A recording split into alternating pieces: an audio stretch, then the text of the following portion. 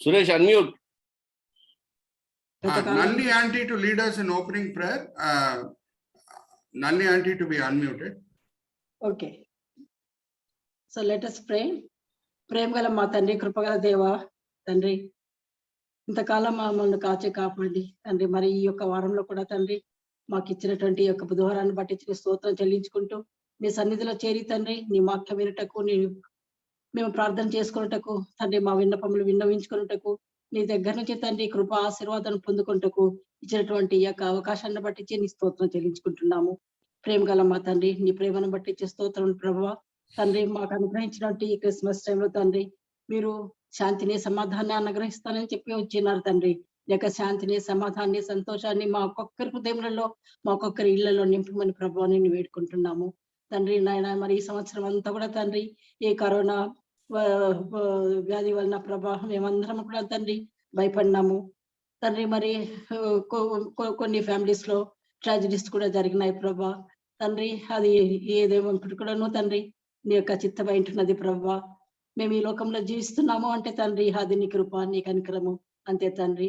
దాన్ని బట్టించి ప్రభా మేము ఎందుకు జీవిస్తున్నామో మేము అర్థం చేసుకున్న తండ్రి నీ నుంచి తగిలిపోకుండా ప్రభా నీ మార్గంలో మేము నమ్మకంగా విశ్వాసంగా నడుచుకుంటకు మా ఒక్కొక్కరికి సహాయం చేయండి. ఎందుకంటే తండ్రి మేము మానవులము, బలహీనస్తులము. ఒకసారి ఉన్నటువంటి బుద్ధి ఇంకోసారి మాకు ఉండదు ప్రభా. మా అనిశ్చలమైనటువంటి గుణం ద్వారా ప్రభా మేము ఒక్కోసారి వెనక్కి జారిపోతుంటాం తండ్రి. మా బలహీనమైన స్థితిలో పరలోకుండా మా తండ్రి బలమైన దేవ, మా నమ్మకమైన దేవ తండ్రి నాయన మమ్మల్ని నడిపించమని తండ్రి నేను బ్రతిమలాడి వేడుకుంటున్నాము ప్రభా. ముఖ్యంగా తండ్రి మాకు అనుగ్రహించి సురేష్ పాస్టర్ గారిని బట్టి చిన్న స్తోత్రం చెల్లించుకుంటున్నాము. ఆయనకు మంచి ఆయుష ఆరోగ్యంలో మీరు అనుగ్రహించి నువ్వు ఎంతమందిని ఆయన ద్వారా తండ్రి నీ యొక్క మార్గంలోకి తీసుకురావడానికి మీరు ఇన్స్ట్రుమెంట్ గా ఉపయోగించుకుంటున్నారో వారందరికీ కూడా తండ్రి ఆయన స్వరం ద్వారా మీరేతో ఉండి తండ్రి మరి ప్రభా నీ మార్గంలోకి అనేక మంది వచ్చేటకు కృప చూపించమని వేడుకుంటున్నాము. ప్రేమ గల మా తండ్రి మరి తండ్రి ఇక్కడ చేరిన ఒక్కొక్కరిని ఒక్కొక్క కుటుంబంలో దీవించి ఆశీర్వదించండి. మాకున్నటువంటి ఎన్నకైనా ఆటంకముల అవరోధములు ప్రభా అనారోగ్యములు ఒకవేళ ఒక్కొక్కసారి తండ్రి మా మానవ బుద్ధితో కంప్లైంట్స్ కూడా మాకుంటాయి ప్రభా. మా యొక్క బుద్ధి లేని తరంతో మేము చేసుకున్నవి దానికి తండ్రి మేము గొనుగుతూ సనుగుతూ నీ పట్ల మేము కంప్లైంట్ కూడా చేస్తుంటాం తండ్రి. అలాంటి గుణములు మాలో ఉన్నట్లయితే అవన్నీ కూడా క్షమించండి తండ్రి. నాయన ప్రభా ప్రేమ గల మా తండ్రి మరి ఈ యొక్క మంచి అవకాశాన్ని మీరు మిస్టర్ మిసెస్ రిచర్డ్ గారి కుటుంబం ద్వారా మాకు అనుగ్రహించినందుకు మీ స్తోత్రం చెల్లించుకుంటున్నాము. వారు ఆ రోజు స్టార్ట్ చేసినది తండ్రి ఈ రోజు వరకు కూడా వారి కుమారుడు అయినటువంటి వినో గారి ద్వారా తండ్రి మీరు కొనసాగించుకుంటూ తండ్రి నీ వాక్యం మాకందరికి వినిపిస్తున్నందుకు స్తోత్రం చెల్లించుకుంటున్నాము. ఆ కుటుంబమును మీరు అమితంగా దీవించి ఆశీర్వదించమని మరి ఇలాగే తండ్రి కొనసాగించుటకు సహాయము కృపను వారికి అనుగ్రహించమని వేడుకుంటున్నాను. కృపగల తండ్రి మరి ఇప్పుడు ఈ యొక్క ఇచ్చిన సమయాన్ని బట్టి స్తోత్రములు నీ వాక్యంలోకి మేము వినుటకు సిద్ధపడి ఉన్నాం ప్రభావ. మాకు మా మనసులకు కాన్సన్ట్రేషన్ అనుగ్రహించండి. మేము విన్నది తండ్రి గుర్తుపెట్టుకొని జ్ఞాపకం ఉంచుకొని ప్రభావ మేము మా జీవితంలో అనుసరించి మేము ఇతరులకు కూడా తండ్రి దాన్ని షేర్ చేయటకు మా కృప అనుగ్రహించమని నీ యొక్క సమయంలో నీ హస్తంలోకి అప్పగించుకుంటూ మాకు ఆశీర్వాదకరంగా ఉంచమని ఈ యొక్క కొద్ది విన్నపంలో మా ప్రభువైన యేసుక్రీస్తు వేడుకుంటున్నాం తండ్రి. Amen. I would request Sister Jyoti to read two scripture portions. One is from Old Testament and another is from New Testament. After we read that, we will proceed. Micah 5:2 in Old Testament and John 6:35 in New Testament. First, Micah 5:2. Micah 5:2. But you, Bethlehem Ephrathah, though you are small among the clans of Judah, out of you will come for me one who will be ruler over Israel, whose origins are of old, from ancient times. John's Gospel chapter 6 verse 35. John chapter 6 verse 35. Yeah. Then Jesus declared, I am the bread of life. He who comes to me will never go hungry, and he who believes in me will never be thirsty. Thank you, sister. I'll also offer a small word of prayer and then we will proceed. Father, once again, we praise and thank thee for this forum, O Lord.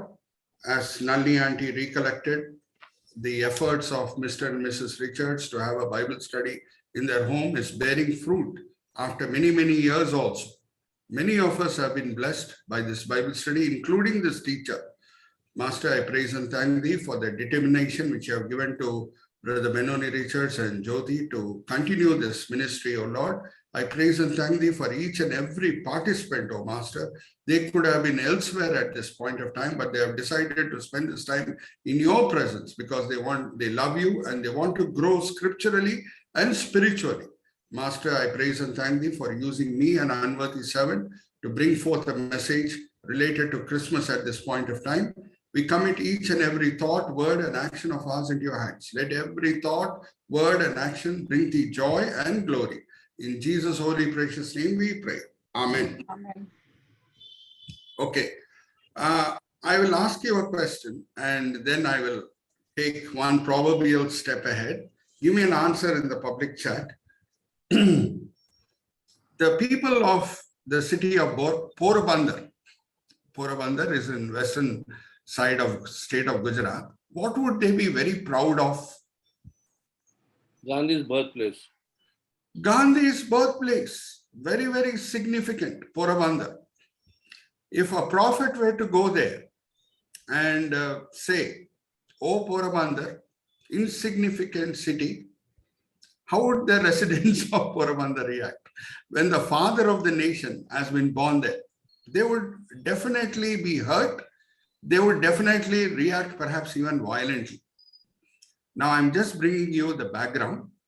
Micah, who prophesied in Micah 5:2, "O Bethlehem Ephrathah, you're a small, insignificant village, yet the King of Kings would be born there," was doing ministry 250 years approximately after the birth, reign, and death of David. And we all know who David is, the greatest king of the nation of history of Israel. So this in background, we will go ahead. Okay, Brother Vijay will display the slides to us. Brother Vijay will display the slides to us.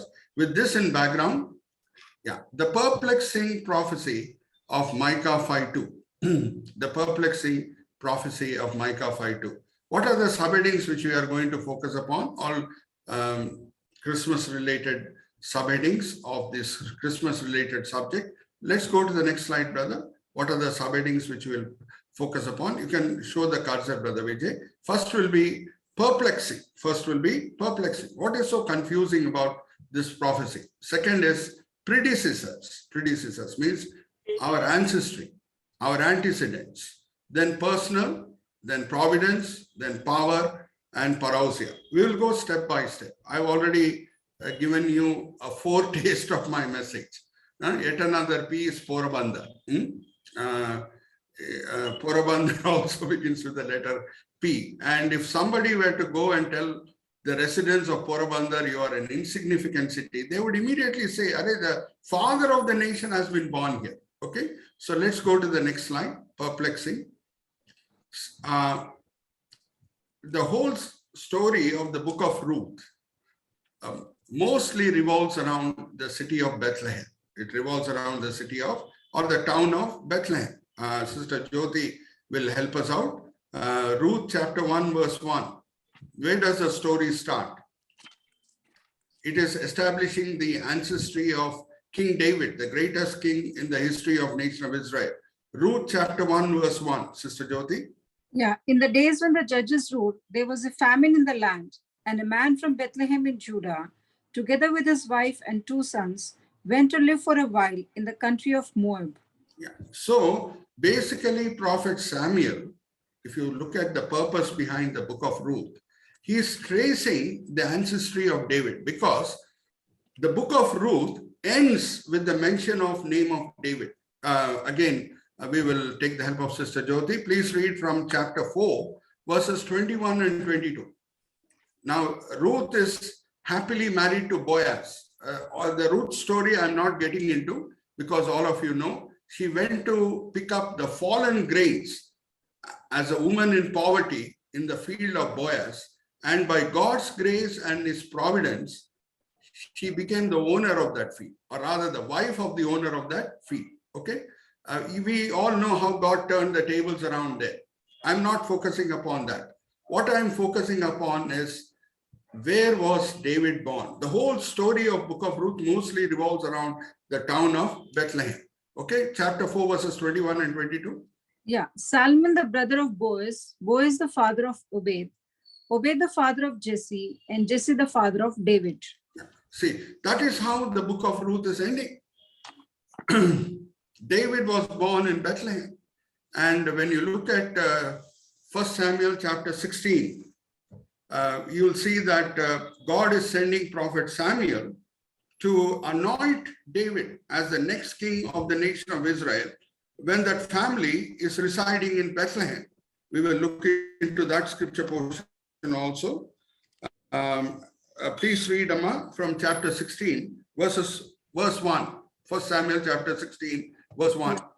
The Lord said to Samuel, how long will you mourn for Saul, since I have rejected him as king over Israel? Fill your horn with oil and be on your way. I am sending you to Jesse of Bethlehem. I have chosen one of his sons to be king. See, Bethlehem, where David was born, or where David was raised. And is there any question?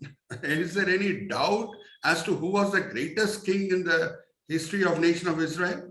Undoubtedly David, because not only was his start good, his end also was good. Even though King Solomon constructed the temple, even though King Solomon had that great privilege of constructing the temple, he is not quoted as a benchmark when it comes to obeying God. The future kings after David, they were all assessed in terms of David's obedience. David was used as a benchmark virtually to assess the spirituality of other kings who followed him, not King Solomon, because King Solomon's start was good, but was King Solomon ending good? I'm asking you a question. King Solomon's start was very good. He was a very obedient king, constructed the temple. But was his end good? Was he spiritual as he was at the beginning of his reign? Give me an answer in the public chat. Fallen, says Brother Israel. Yes, he married women of different faiths, not belonging to the nation of Israel. And these women led him astray. So, dear friends, just look at the so-called wisdom of Solomon. Even that did not help him to stay on the right track. We will, in due course of time, maybe in future, we will focus upon yet another subject, that is Solomon versus Job. Who was wiser? Okay, that's a different subject by itself. But what I'm focusing upon here is David's beginning was good and David's end was good. The lesson within a lesson is, in a Christian's life, as much as the start matters, the end also matters. What is the dying declaration of the dying warrior Apostle Paul in 2 Timothy chapter 4, verse 7 and 8? He says, I have fought the good fight. I have completed the race. Okay, so a lesson within a lesson is, as much as the start is important for a Christian's life, the end is just as important. And let us look at some scripture portions which are used, or rather which are a proof of the fact that David's obedience was a benchmark to assess the spirituality of other kings. Sister Jyoti will help us out. 2 Chronicles chapter 28 verse 1. 2 Chronicles chapter 28 verse 1. Ahaz was 20 years old when he became king, and he reigned in Jerusalem 16 years. Unlike David his father, he did not do what was right in the eyes of the Lord. Unlike David his father, look at that. David is a spiritual benchmark, again I'm repeating, to assess the spirituality of the kings who followed him. Please read chapter 34 verse 2 also of 2 Chronicles. He did what was right in the eyes of the Lord and walked in the ways of his father David, not turning aside to the right or to the left. King Josiah. When it came to King Josiah, again he is compared with David. David's spirituality, again I repeat, is the benchmark. And what about David's military exploits? Now, as he was obedient to the Lord's presence went with him wherever he went for a battle. And because the Lord's presence was there, he was victorious whichever way he turned. Let's look at 2 Samuel chapter 5 verse 12. 2 Samuel chapter 5 verse 12. And David knew that the Lord had established him as king over Israel and has exalted his kingdom for the sake of his people Israel. Yeah, and whichever way he turned, he was victorious. Please read verse 8 also, ma. On that Second- day, David said, anyone who conquers the Jebusites will have to use water shaft to reach those lame and blind who are David's enemies. That is why they said, the blind and lame will not enter the palace. Yeah, and will we please read this one also. What David did in terms of his military exploits, whichever way he turned, like he turned against the Philistines and he was successful. Please read 2 Samuel chapter 5, the last verse, sister. So David did as the Lord commanded him, and he struck down the Philistines all the way from Gibeon to Gezer. Yeah, and please read verse 14 of 2 Samuel 8. Look at his conquest of Edom also. He put garrisons throughout Edom, and all the Edomites became subject to David. Yeah. The Lord gave David victory wherever he went. The Lord gave David victory wherever he went. Wherever he went. Why? Because he was obedient. The presence of the Lord is the X factor which determines the outcome of any battle. The presence of the Lord is there, they will win. The presence of the Lord is not there, they will lose. It's as simple as that. And considering all this, a prophet comes 250 years after the birth, reign, and death of David and says, "O Bethlehem Ephrathah, you are a small, insignificant village." Now, Hyderabadis, let's take Hyderabadis. What will we be very proud of? Biryani. Not only biryani, the fact Pearls. pearls is, we are proud of pearls. We are proud of one of the richest kings. Nizam ruled Hyderabad. We are proud of great cricketers in Hyderabad like Jaisimha, Lakshman, Azharuddin, so on and so forth. Is it not? So, dear friends, somebody comes 250 years after the birth, reign, and death of David and says, "Oh, Bethlehem Ephrathah, you're a small, insignificant village." It raises a question mark in our minds, is it not? So that is why I call this prophecy a perplexing prophecy. It is a perplexing prophecy. And let us understand why Micah prophesied the way he did. Okay, let's go to the next slide, and that is predecessors. Let us go to the next slide, and that is predecessors. Okay. Now, when you look at predecessors, what is the meaning of the word predecessors? Our ancestors. Okay. Now, whenever I pronounce this formula, who comes to your mind? E is equal to mc square. Who comes to your mind? Give me an answer. Einstein. Einstein. Albert Einstein. Albert Einstein. Very good. Albert Einstein. Very good. Hallelujah. Praise the Lord. So he is the person who founded the theory of relativity. Okay. So the press reporters asked him once, "Sir, this theory of relativity is very confusing. Please explain it to us in a layman's language.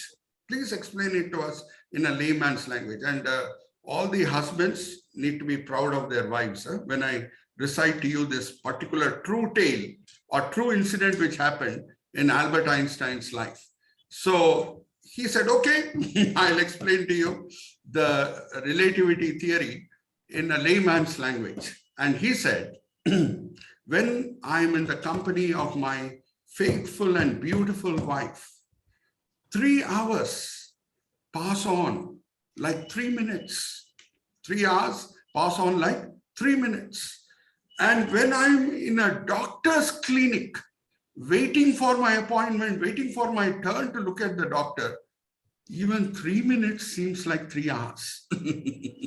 Even 3 minutes seems like 3 hours. So, dear friends, that is the theory of relativity for you in a layman's language. Now I'm coming to the main point. Main point is the significance of the city of Bethlehem goes up in God's sight, which is most important, not when the greatest king of Israel is born, but when the King of Kings is born. Hallelujah, praise the Lord. Are you understanding? This is spiritual relativity. The importance of the city of Bethlehem goes up in God's sight. Prophet Micah is God's spokesperson. In Hebrew language, prophet means Nabi. Nabi means mouthpiece. The importance of Bethlehem goes up in God's sight, not when the greatest king of nation of Israel is born, but when the King of Kings, the Messiah, is born there. Are you understanding? Are you understanding? Dear friends, we may have a very rich ancestry, spiritual heritage. Our forefathers may have served the Lord diligently, selflessly, industriously, established many churches, won many souls, strengthened many Christians. But if Jesus is not born in your life, your spiritual heritage is of no use. Are you understanding? David may be born in Bethlehem, but significance of Bethlehem goes up only when Jesus is born there. Yes, Christians often boast about their spiritual heritage, put their collars up and say, you know what great ministry my grandfather did? You know what great ministry my great-grandfather did? How many churches were established by him? How many souls were won by him? He was a pastor of one of the biggest churches of that state at that point of time. Yes, spiritual heritage is good. But will that buy you a ticket to heaven? Unless Jesus is born, your significance in the sight of God is zero. Are you understanding? Unless Jesus is born, your significance in the sight of God is zero. Your spiritual heritage will not buy you a ticket to heaven. So that is what Micah is conveying here. David may have been born there, but Bethlehem's significance goes up in God's sight only when the King of Kings, the Messiah, the Savior is born in Bethlehem. This is spiritual relativity for you. Are you understanding? And dear friends, those of us who have traveled to Israel, the Holy Land, and who have been to Bethlehem also, how many of us asked the guide, show me the place where David is born? None of us may have asked, even though we know David is born in Bethlehem. All the crowds from different parts of the world, they come to Bethlehem to see where Jesus is born. Are you understanding? What is fetching so much of tourism revenue to the government of Israel?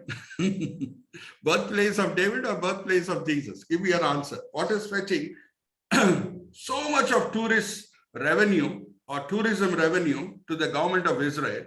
What is fetching? Is it the birthplace of David or is it the birthplace of David? Is it the birthplace of Jesus? How many of us ask when we go to Bethlehem, guide, please show us where David is born? Even the guide may not be knowing. Are you understanding? Because in front of Jesus, everything else pales into insignificance. Everything else pales into the insignificance. Now, I just show you, heritage doesn't help you, in getting a good marks from God. Only, obedience does. And brother Vijay will point an arrow at one of the descendants of David, at Jehoram, brother under Solomon, under heading of Solomon. Come to Jehoram. Yeah, Jehoram. There. After, you know what kind of testimony Jehoram had? None of us should have that. He's a descendant of David. But what about his spirituality? Sister Jyoti will read out for us from 2 Chronicles chapter 21, verses 16 to 21. 2 Chronicles chapter 21, verses 16 to 21. Look at how Jehoram is described? The Lord arose against Jehoram, the hostility of the Philistines and of the Arabs who lived near the Cushites. Continue, ma, till They verse 21. attacked Judah, invaded it, and carried off all the goods found in the king's palace, together with his sons and wives. Not a son was left to him except Ahaziah, the youngest. Hmm.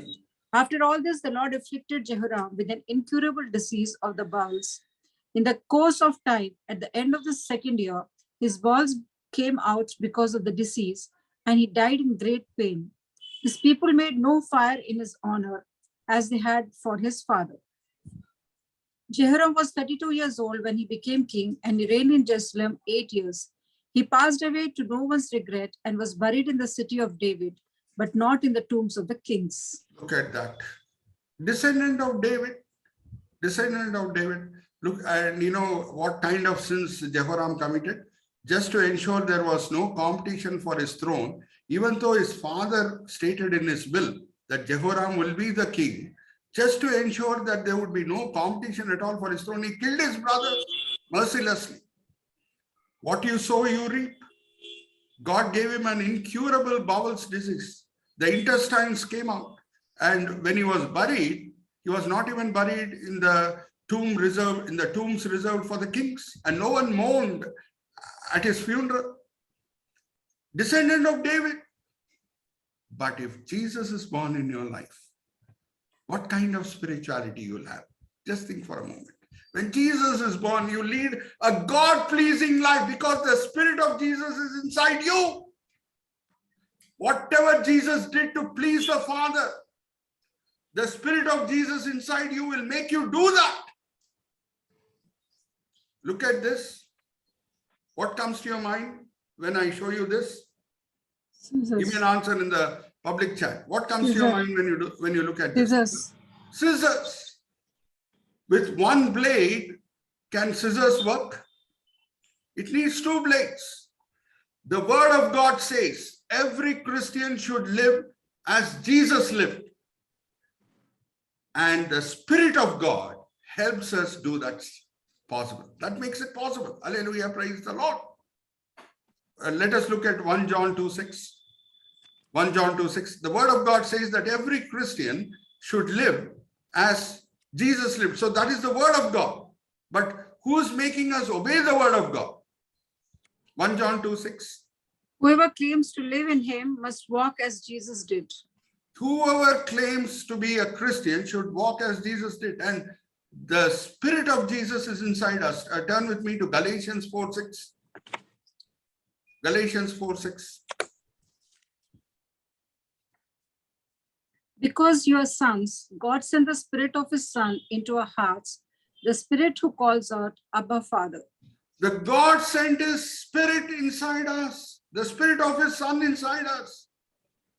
If word of God says, forgive your enemies like Jesus forgave his enemies, the Spirit of God helps us to do that. I openly admit I will herald from rooftops and even mountaintops, I cannot love my enemies. I will herald not only from rooftops, I will herald from mountaintops. I cannot love my enemies. Word of God says, love your enemies. But who is making me love my enemies? Who is making me forgive my enemies? Who is removing the bitterness from my heart? Who is removing that feelings of vengeance and revenge from my heart? It is the Spirit of the Lord. Hallelujah, praise the Lord. Is Christian life possible with your own puny strength? Is it possible? Dear friends, we are often awestruck by melodramatic miracles, parting of the Red Sea, melodramatic miracle. Let me tell you, forgiving your enemy is a greater miracle. Hallelujah, praise the Lord. Yes, parting of the Red Sea requires God of lots and lots of power, but a silent miracle also takes place when you fall at God's feet and say, Lord, I'm not able to forgive him. I'm not able to forgive her. She has hurt me so much. She has insulted me so much. He has hurt me so much. He has insulted me so much. Where my strength ends, Jesus' strength begins. Hallelujah. Praise the Lord. Are you understanding? For a Christian, God's word is there, God's spirit is there. God's word instructs the Christian to walk in a certain path, and God's spirit helps him to walk in that certain path. Are you understanding? And that happens not because of our spiritual heritage, not because of our spiritual heritage, because His spirit has come inside us when Jesus is born in our hearts. Are you understanding? So, dear friends, what is the first P which we focused upon? Perplexing. And the second P is predecessors. And now we'll come to the third P, and that is personal. Personal. Now, dear friends, whenever you visit Salajang Museum, I'm asking you a question and give me an answer in the public chat, especially Hyderabadis will be able to answer quickly and promptly. Whenever you go to Salajang Museum, what are the items which you find? Of which king? Nizam. Nizam, absolutely. Right answer. So whenever you find the items of Nizam, like his watch, his turban, his small sword, are you allowed to come near those precious items? Or you have to view them from a distance? Those of us who have gone to Salajang Museum, you'll know. Are we allowed to come near the turban which Nizam wore, or the watch which he wore, or the small knife which he carried? Or are we permitted to look at it only from a distance? Distance. We are permitted to look at it only from a distance.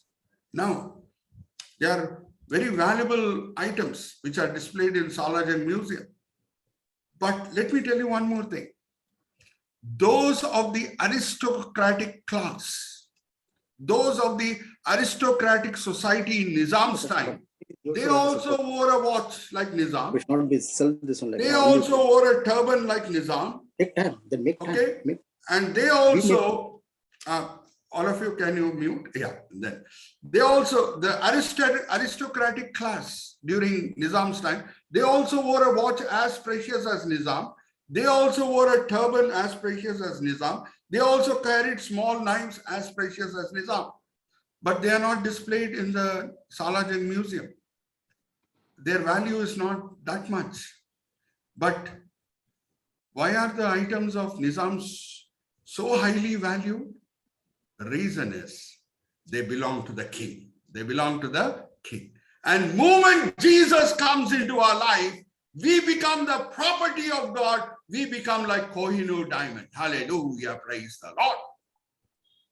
Who goes to Bethlehem to see the birthplace of David? Is there any one tourist who goes to Bethlehem to see the birthplace of David? Some of you have visited Israel.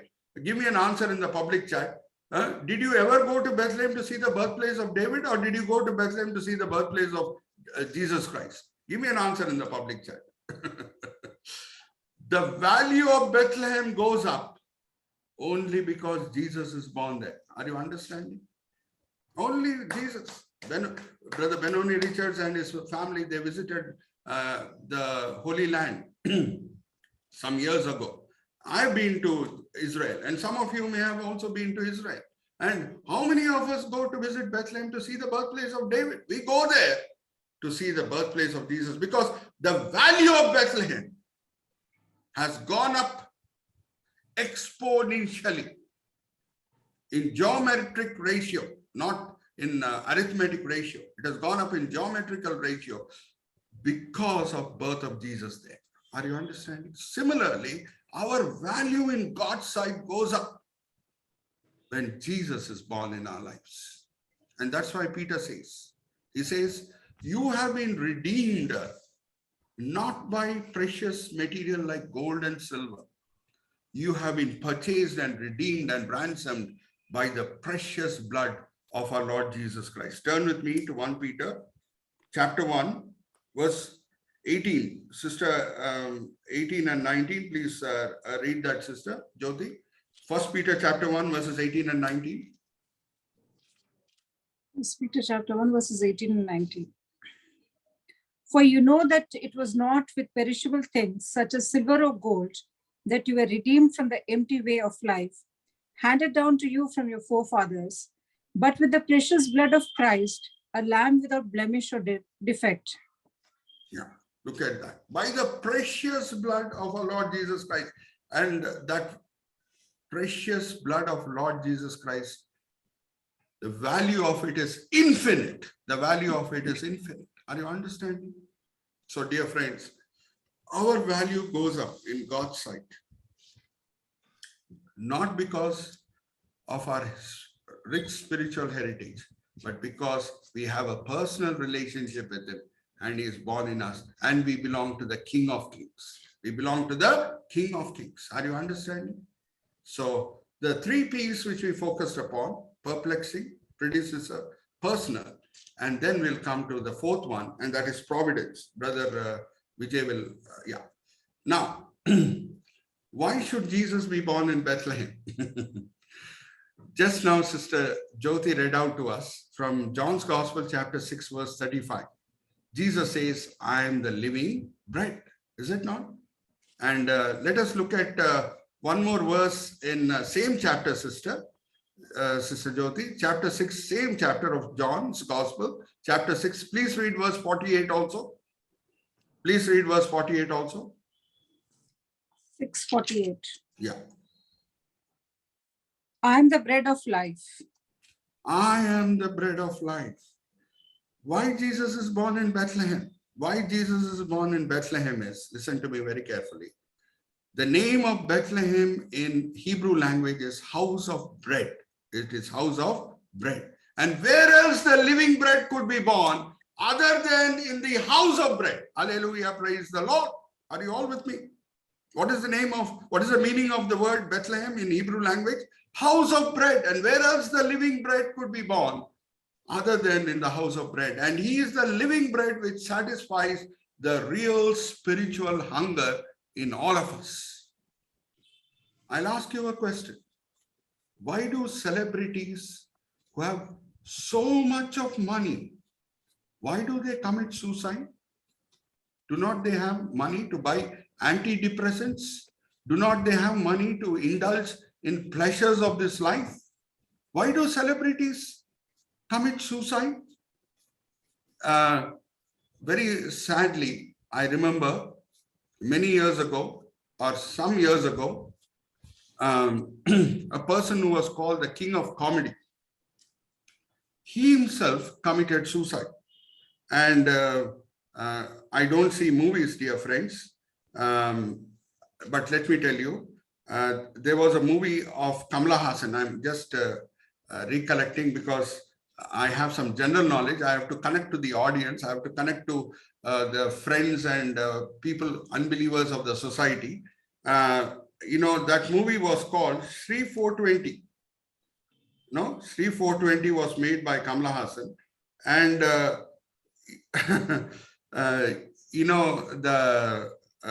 Sri 420, he acted like a lady in that.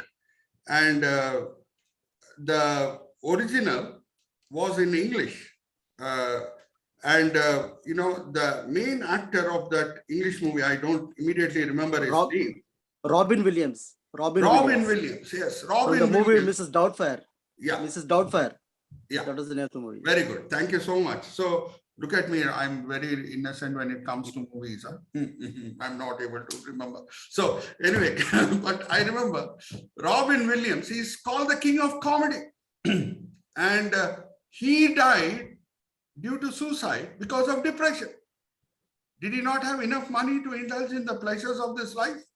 Yes. But that living bread was not satisfying the living bread was not there to satisfy his real hunger. Let me tell you, one biblical scholar said, there is a vacuum in every person's heart that is God-shaped. That is God-shaped. Only God can fill that vacuum, nobody else. Only the living bread can satisfy that hunger, nobody else. Robin Williams had lots and lots of money. But did that give him satisfaction? Did it give him fulfillment in his life? He fell a victim to depression. And depression led to suicide. So where else the living bread could be born other than in a place called the house of bread? And now let us look at the providence. What is the opposite of providence? Coincidence. Coincidence means it happens by chance. Okay. Providence means it happens as per divine will. As per divine will. Now, let us look at Proverbs chapter 21, verse 1. Proverbs chapter 21, verse 1. Sister Jyoti will read that for us. The king's heart is in the hand of the Lord. He directs it like a watercourse wherever he pleases. Wherever he pleases. God, king's heart is like a water in the hands of God. Just like a farmer can direct water in his farm field wherever he wants, the Lord can direct the hearts of the kings. And sometimes he can direct them to make some selfish decisions. He can direct them to, undertake some selfish actions also. And but God will use it for his glory. Romans 8:28. What does it say? All things work together for the good of those who love God. Now I'll ask you a question. When the brothers of Joseph sold him off as a slave to Ishmaelite traders, did they have the benefit of Joseph in their minds? Give me an answer in the public chat. No. No, not at all. But God used the selfish desires of the elder brothers of Joseph to bring glory to his own name and to elevate Joseph. We will read that. Please read from chapter 50 of Genesis. Please read verse 20, sister. Joseph's testimony before his elder brothers. Genesis chapter 50, verse 20.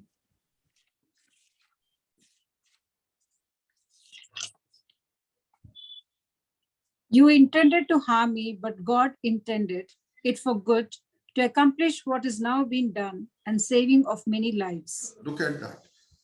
You intended not for my welfare. You intended it for evil reasons. You sold me off as a slave to Ishmaelite traders, but God turned the tables around. He is using me as a blessing to many people, says Joseph. So, dear friends, even selfish actions of people can be used by God for his glory. Okay.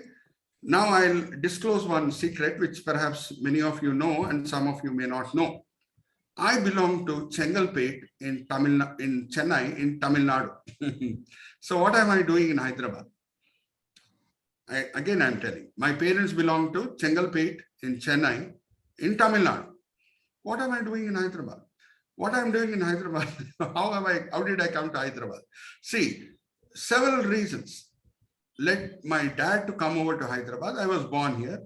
I was schooled here. I was raised up here. And I'm settled in Hyderabad. Several reasons. Now, let us look at this map. Brother Vijay will point an arrow at Bethlehem. At Bethlehem, okay? Now, brother, point an arrow at Nazareth, up north. Yeah, there. Joseph and Mary belong to the Davidic clan. They should have been in Bethlehem. But when Jesus was born, or when Mary conceived, they were in Nazareth, up north. That is 70 miles away. Look at brother Vijay pointing a cursor immediately. At Nazareth, brother, from Nazareth to Bethlehem, come down, brother. It is 70 miles. It is 70 miles. Okay. And Mary was in advanced stage of pregnancy at that point of time. Now, those of you who are in this group, who are mothers, who are ladies, I'll ask a question. Will any maternity doctor advise a journey of 70 miles on donkey's back when you are in advanced stage of pregnancy? No, says Sister Catherine. Absolutely. But if Mary and Joseph do not come to Bethlehem, how will Micah 5:2 be fulfilled? How will Micah 5:2 be fulfilled if they do not come to Bethlehem? So God moved the heart of Caesar Augustus to pass a decree. Very selfish reasons. Selfish reasons was all the Israelites should go back to their native villages for registration. When he has this database, listen to me very carefully. When Caesar Augustus has this database, it becomes easier for him to monitor who is paying the taxes and who is not paying the taxes. Very selfish reasons he had to introduce this system of registration. All of you go back to your native places for registration. I still remember in our local church, every Friday, we have fasting and prayer, okay? From 12 o'clock to 3 o'clock, we gather in our local church to have fasting prayer from 12 o'clock to 3 o'clock. And the attendance is about 40. And in that 40, except me, perhaps 39 of them will be ladies. Gents always go to work, no? You know, in the biblical era or in biblical history, always it is mentioned, like in the case when Jesus performed the miracle of feeding 5,000 with 5 loaves and 2 fish. 5,000 men were there. 5,000 men were there. If Bible were to be written in contemporary times, 5,000 ladies would be there. I mean, men go to work. Any church activity, who comes? Fasting prayer during Fridays on afternoon time, it will be ladies. So I still remember, listen to me very carefully, one Friday event and the church was empty. You know, those of you who are living in Hyderabad, you know that Andhra Pradesh got divided into 2 parts, Telangana and Andhra. Are you all with me? Telangana and Andhra.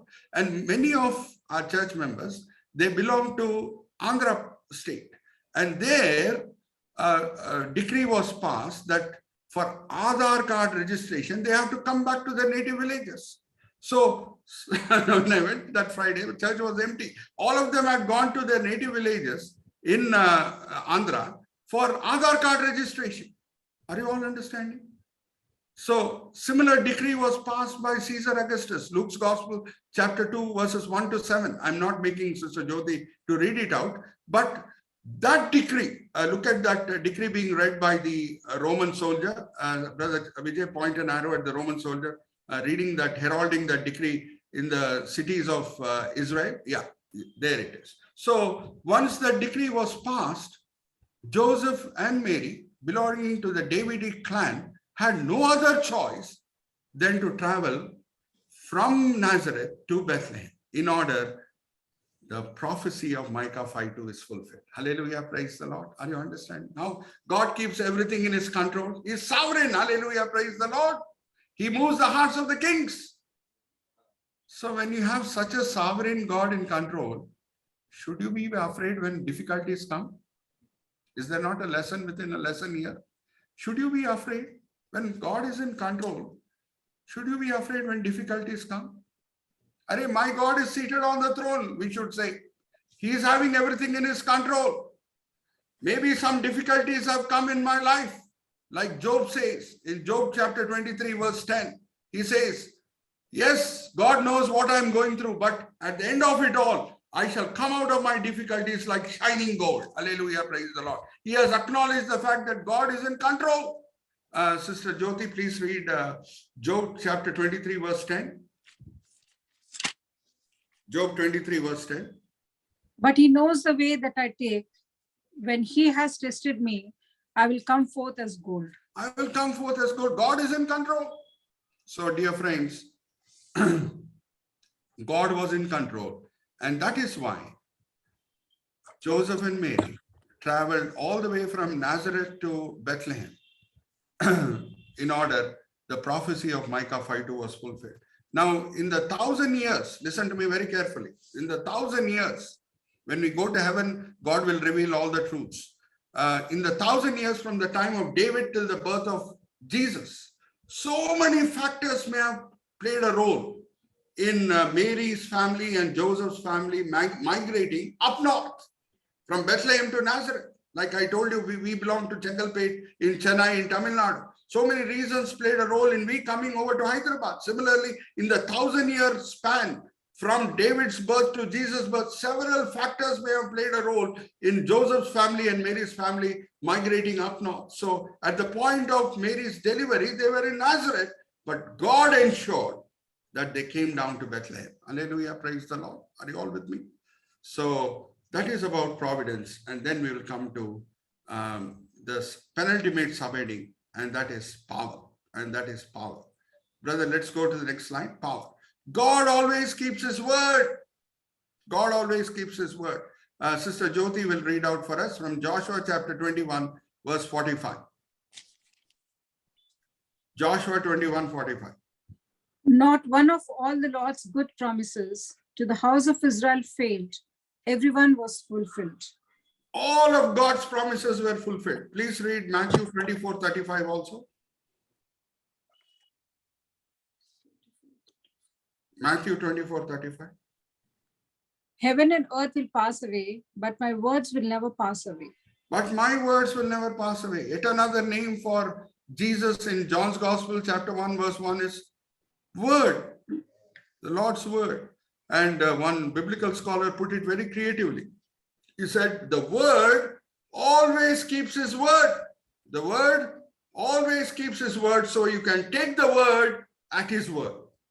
The word always keeps his word, so you can take the word at his word. So he displayed his power to ensure that Joseph and Mary traveled down south to Bethlehem in order the prophecy of Micah 5:2 is fulfilled. So dear friends, God has infinite power to keep up his word. He has infinite power to keep up his word. You have to simply trust him. If he has made a promise, you can take him at his word, because the word always keeps his word. So finally, we come to the last lesson, and that is parousia. In Greek language, parousia means rapture. Parousia means rapture. Now, the question is, so many prophecies regarding Jesus' life were fulfilled. Okay? I'll give you some of the prophecies. The milestone events in Jesus' life are all foretold. He would be born to a virgin, Isaiah 7:14. He would be born in Bethlehem, Micah 5:2. He would die on the cross, Psalm 22. That he would rise again, Psalm 16 verse 10. That he would ascend, Psalm 68 verse 18. And when I make you read that scripture portion in Psalm 22 about crucifixion, crucifixion during David's time was not at all there. But look at these words written in Psalm 22, which astound us. Look at the prophecy here. Sister, please read verse 26. Please read verse 16, sister, of Psalm 22. Dogs have surrounded me. A band of evil men has encircled me. They have pierced my hands and my feet. They have pierced my hands and my feet. Was crucifixion as a death penalty existing during David's time? No. Look at the accuracy of these prophecies. And please read verse 18 also, sister. They divide my garments among them and cast lots for my clothing. Same thing the Romans did. The only property Jesus had was his garments. Look at the simplicity of his life. The only property Jesus owned were his garments. Okay. And the Roman guards cast their lots, cast dice to, have possession over those garments. Look at the pinpoint accuracy in those prophecies. The pinpoint accuracy in those prophecies. So, when all these prophecies have been fulfilled, will not the prophecy regarding Jesus' second coming also be fulfilled? I'm asking you a question. Give me an yes or no in the public chat. Yes. When so many prophecies regarding his first coming were fulfilled, will not the prophecy regarding the rapture of the church be fulfilled? Yes, emphatic yes. You should have put yes in capitals, Brother Israel. Anyway, let us look at that last prophecy in the last book, last chapter, almost the last verse. Revelation chapter 22 verse 20. Sister Jyoti will read and then we will close. He who testifies to these things says, yes, I am coming soon. Yes, I am coming soon. So if so many prophecies regarding first coming were fulfilled, definitely the prophecy regarding the rapture of the church also would be fulfilled. Is it not? Brother Beno need not get frightened. I'm just give one illustration. If Brother Benno always keeps his word, tomorrow Benno brother says, Suresh, I'm going to give you 50 lakhs. Benno, don't get frightened. I'm going to take Benno at his word because he has always kept his word. So even if he says, I'm going to give you 50 lakhs, I'm going to believe in him. So similarly, dear friends, the word always keeps his word. So you can take the word at his word. So if all the prophecies regarding his first coming were fulfilled, the prophecy regarding his rapture also would be fulfilled. Are you all with me? So we'll close here. We have looked at Micah 5:2 from a different angle. We may have read Micah 5:2 many a time, but we may not have understood how perplexing it is.